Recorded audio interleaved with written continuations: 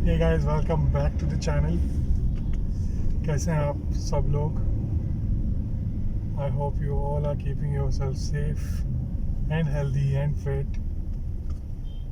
Corona cases ने एक और रिकॉर्ड तोड़ा और शायद कल 96,000 के आसपास केसेस आए हैं इंडिया के अंदर और अराउंड 2500 या 2600 आए हैं हरियाणा के अंदर। दोस्तों, एक बहुत इम्पोर्टेंट चीज़ जो आज दिल में आई और उसके बारे में मैं डिस्कस करूँगा। प्रॉपर्टी रजिस्ट्रेशंस हरियाणा में 22 जुलाई से बंद है। 22 जुलाई 2020 से बंद है। आप सबको पता है कि ऑलमोस्ट लॉकडाउन हो गया था, फिर ऑलमोस्ट जून के बाद से चीज़ें नॉर्मल हुई थी और फिर उसके बाद अराउंड 1 महीना सवा महीना ये काम चला प्रॉपर्टी रजिस्ट्रेशन का और उसके बाद आपका रजिस्ट्रीज़ वगैरह प्रॉपर्टी रजिस्ट्रेशन पूरे हरियाणा में बंद कर दिया गया। तो और आज डेट है 11। आज की डेट तक भी ये चीज़ें बैक टू द नॉर्मल नहीं हो पाई हैं। People are suffering due to this. So इससे एक चीज़ बड़ी याद आई, आज हम डिस्कस कर रहे थे अपने ग्रुप में कि आपने चौटाला सरकार, जिसमें ओम प्रकाश चौटाला जो सीएम रह चुके हैं, उनका राज हुआ करता था हरियाणा पर। वो सीएम थे हरियाणा के और बहुत बड़ी ताकत थे जिनको हराना ऑलमोस्ट मुश्किल था, नेक्स्ट टू इम्पॉसिबल। 2004 में उनकी सरकार चली गई थी, मतलब 2004 के बाद कांग्रेस आई। 10 साल कांग्रेस ने यहाँ पर राज किया। उसके बाद 2014 में आपके आए मनोहर लाल खट्टर जी। 2004 में जब ओम प्रकाश चौटाला की सरकार गई तो उसके पीछे सिर्फ और सिर्फ, या एक रीज़न तो नहीं बोलूँगा मैं, और मतलब मुझे कहना चाहिए कि जो मेजर रीज़न था वो ये था कि उन्होंने भी प्रॉपर्टी रजिस्ट्रेशन बंद की थी। प्रॉपर्टी रजिस्ट्रेशन बंद कर दी थी उन्होंने, जिसकी वजह से जो कॉमन आदमी था, कॉमन मैन, नॉर्मल आपकी मेरी तरह, वो बहुत परेशान हो गया था और उसने कसम खा ली थी कि यार इस बार INLD, जो कि ओम प्रकाश चौटाला जी की पार्टी थी, उसको वोट नहीं देना, और उन्होंने नहीं दिया। और 2004 के बाद 2020 16 साल हो गए हैं and INLD has actually reached the position जो कि हम बोलेंगे कि बिल्कुल नेग्लिजिबल। मतलब आज उनकी पूरे हरियाणा में 90 सीट्स में सिर्फ और सिर्फ, आप जानते हैं कितनी सीट है? एक सीट है जो पार्टी का भी राज किया करती थी। आज उसका ये हाल हो गया कि वो सिर्फ एक सीट पर जाकर पहुंच गई है, क्योंकि अब इस सरकार ने भी सेम यही काम किया है। आदमी परेशान था, कोरोना से परेशान, अपनी लाइफ से परेशान, और रही सही इन्होंने ये जो प्रॉपर्टी का रजिस्ट्रेशन बंद की है। कितने लोग इसकी वजह से सफ़र कर पा रहे हैं, और इन लोगों ने तो पूरे हरियाणा की बंद कर दी है। कितने लोग हैं जो अपनी प्रॉपर्टी बेच के अपनी लड़कियों की शादियां करते हैं। कितने लोग हैं जो प्रॉपर्टी बेच के अपनी, कोई उनको अगर बीमारी हो जाए उसको ठीक कराते हैं। कितने लोग हैं जो अपनी प्रॉपर्टी बेच के अपने बच्चों को आगे पढ़ने के लिए भेजते हैं, और आज उनकी प्रॉपर्टी बिल्कुल ज़ीरो आ चुकी है। मतलब अगर रजिस्ट्रेशन नहीं हो सकती, वो बेच नहीं सकते, तो जो प्रॉपर्टी का पैसा है वो यूज़ ही नहीं कर सकते लोग,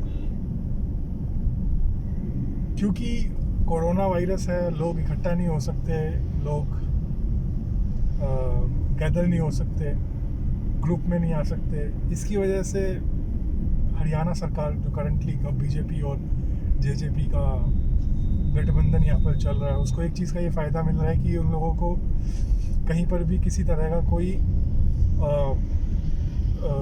कोई विरोध, जो ग्रुप में भी जो विरोध होता है, प्रदर्शन, वो देखने को नहीं मिल रहा।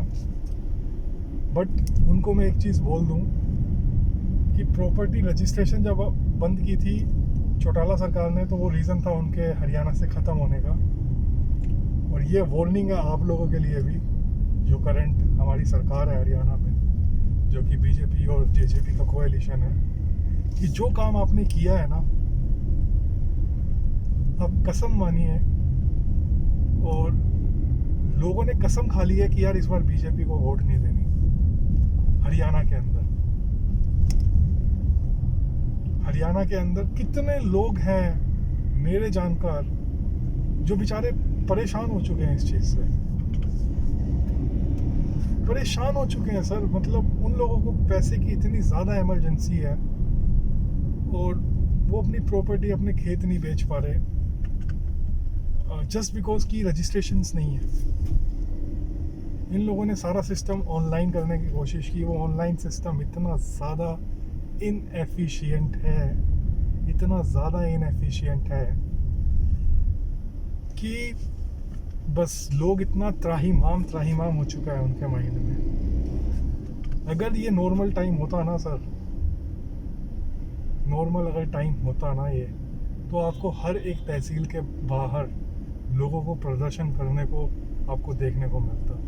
ये आप लोगों की किस्मत अच्छी है कि कुछ लोग डरे हुए हैं जो घर से बाहर नहीं निकल रहे, कि आपको प्रदर्शन झेलना नहीं पड़ रहा। और आपने, ये सरकार ने जो लोगों के साथ अभी खिलवाड़ किया है ना, बीजेपी ने तो देखा ना, उनका जो फर्स्ट टर्म था उसमें कितनी सीट मिली थी और अब उन्होंने कैसे अपनी सरकार बनाई है। आप लोग अपनी ताबूत में कील ठोक चुके हैं। आप लोगों का 2024 में,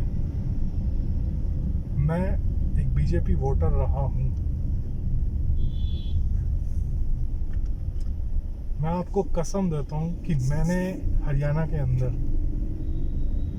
मैं ये नहीं बोलूँगा वोट नहीं करूँगा, नहीं, मैं वोट करूँगा और मैं उसके लिए करूँगा जो बीजेपी को हराएगा।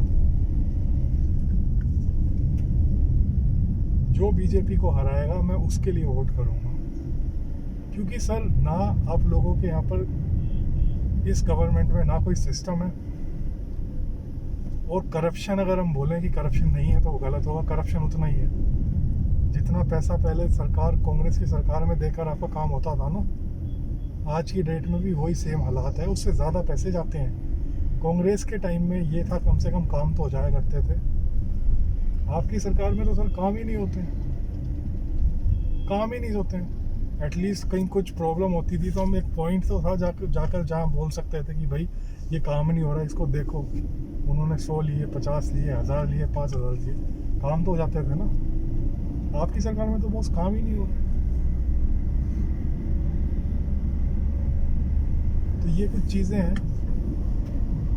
और बीजेपी की एक बात सबसे गलत है कि उनका जो भी वो चीज़ लेकर आते हैं ना, नई चीज़, उसको वो थोप देते हैं। मतलब एकदम से थोप देंगे आपके ऊपर कि भैया ये तो करो, या तो ये जो चीज़ हम बोल रहे हैं करो, नहीं तो मरो। आप लोगों का कोई पायलट प्रोजेक्ट नहीं होता जी,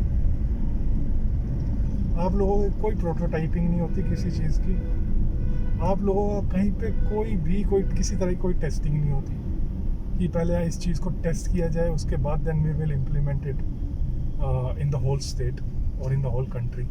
आप लोग एक डिसीज़न लेते हो, डिसीज़न को एकदम से ऐसे इम्प्लीमेंट कर दोगे, या तो ये करो नहीं तो मरो, अपना फ़ाइन भरो, ये करो वो करो। तो सर इस चीज़ का आप नोट कर लीजिए, 2024 के अंदर जब आप इलेक्शन आएंगे ना, और जब आप लड़ोगे सीएम की कुर्सी पर, विधायक की कुर्सी पर, तो हालात ये होने वाले हैं कि शायद आपको लोग एंटरटेन ही ना करें। जब आप लोगों के घरों में जाओगे ना, आप एक ही टाइम पे निकलते हो बाहर जब आपके इलेक्शन होते हैं, तो जब आप लोग जाओगे ना घर से बाहर वोट मांगने के लिए, तो आपको अपनी असली औकात पता चल जाएगी। बाकी तो मैं क्या बोलूँ, गुस्सा था माइंड में तो। अच्छा दोस्तों, आज मैं आपसे एक और चीज़ शेयर करता हूँ। ये जो चैनल मैंने खोला है ना, चैनल जो मैंने बनाया है, चैनल क्रिएट किया है, इसमें मैं एक्चुअली अपने दिल की बात भी कर देता हूँ। मतलब मैं ट्राई करता हूँ हरियाणा में जितने भी इम्पोर्टेंट चीज़ें हैं, कोई गुड़गांव के अंदर जो भी प्लेसेस हैं, इम्पोर्टेंट प्रोमिनेंट प्लेसेस, उनके बारे में डिस्कस करूँ ये सब। और अपने दिल की जो बात होती है वो मैं यहाँ बोल देता हूँ, तो ये आप लोगों तक भी पहुँच जाती है। हो सकता है मैं कहीं थोड़ी कभी गलत भी हूँ, लेकिन हाँ, अपने दिल की बात मैं बोल देता हूँ इस चैनल के थ्रू। तो हो सकता है कोई जो बीजेपी सपोर्टर है, जो मैं खुद भी हूँ, उनको ये बात अच्छी ना लगे, बट ये रियलिटी है। मुझे उनको नीचा दिखा करके या उनके बारे में कुछ भी बोल करके मुझे कोई फ़ायदा नहीं होने वाला, उल्टा नुकसान ही है। कंगना रनावत के साथ क्या हुआ है वो तो सब जानते ही हैं, बट मैंने अपने दिल की बात की है। और बस यही इतना बोलना था, वीडियो को आज इतना ही रखूँगा। सो बस एक और चीज़ है कि जो ये करंट सरकार है उसको भुगतना पड़ेगा, लोगों के गुस्से को वो इस बार भुगतेंगे, ये पक्की बात है। और अभी मैं आपको बोलूँगा टाटा बाय बाय, मैं घर पहुँचने वाला हूँ। फिर मिलूँगा आपसे थोड़े दिनों बाद नेक्स्ट वीडियो में। हो सकता है कल ही बना लूँ, अगर घर से बाहर निकलूँगा तो वीडियो हो सकता है मैं कल ही बना लूँ, और नहीं तो फिर लेकर आऊँगा आपके लिए और भी गुड़गांव से रिलेटेड कोई इन्फॉर्मेशन, कोई नई चीज़, उससे रिलेटेड कोई इन्फॉर्मेशन मैं आपके लिए लेकर आता रहूँगा। तो आप रखिए अपना ध्यान, और कोरोना कुछ ज़्यादा ही तेज़ फैल रहा है, तो प्लीज़ अपने आप को सेफ़ रखिए, मास्क का यूज़ कीजिए और अपना ध्यान रखिए। मिलूँगा आपसे नेक्स्ट वीडियो में। Till then take care and bye bye.